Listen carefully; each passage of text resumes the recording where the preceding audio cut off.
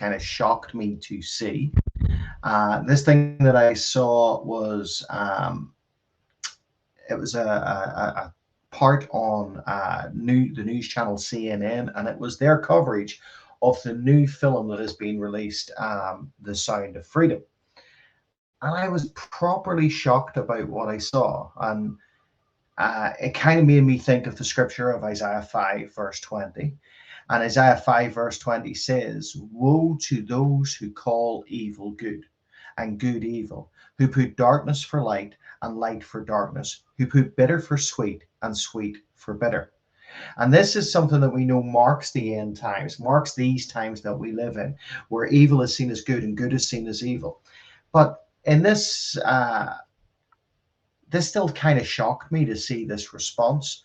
So the Sound of Freedom is the story of this operator, Tim Ballard,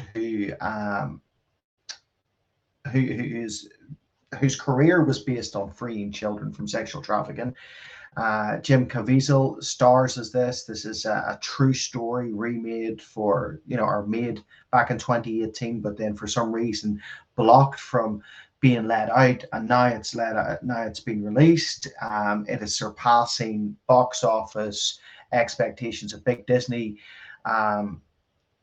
productions such as Indiana Jones 5, and it's kind of shocking people that it's doing so well, but it's doing so well because the people are still at their heart know what is good and know what is evil. But it is those in the power or in the area of control, specifically of media, that seem to be against things like this. So when watching this, I saw that they brought on a guy to speak and basically try and have a knock at this film. They compared this film to QAnon conspiracy theories. And they basically turned around and said that yes, we know sexual trafficking is real, but this film's adaptation of it, despite it being a true, attested story, despite there being a documentary to follow this film with legitimate footage, and at the end of this film, apparently, real footage is used and shown. They're comparing it to a conspiracy theory to try and undermine this. Now, this film is about saving children from sexual trafficking. And this kind of shows you the spirit in the world right now that is prevalent, that is behind mainstream media, that is certainly pushing out an agenda. And the agenda is to try and cloud your perception of what is good and mix it with what is evil.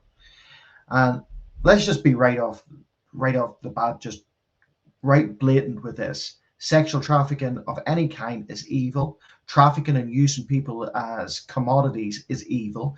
The manipulation, abuse, and destruction of children is pure, unadulterated evil. And anything that stands and tries to shed a different light in that, anything that turns around and says that a film that is telling the truth and showing documented cases and actually coming about and talking about how serious this is and the statistics behind this, anyone who tries to come against something like that, well, I would say that their motivation is evil. And woe to those who call evil good and good evil.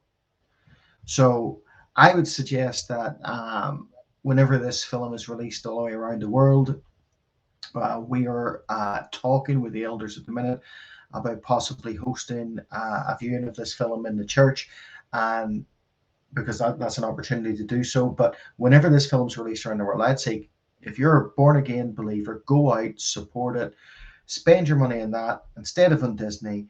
Actually support this movie and support the work of Tim Ballard and his OUR organization. Support organizations such as Answers International. Support organizations that stand against the trafficking of children, stand against the trafficking of human beings, and stand against all of this evil. And for those who find that insulting, woe to you who call evil good and good evil. Guys, God bless.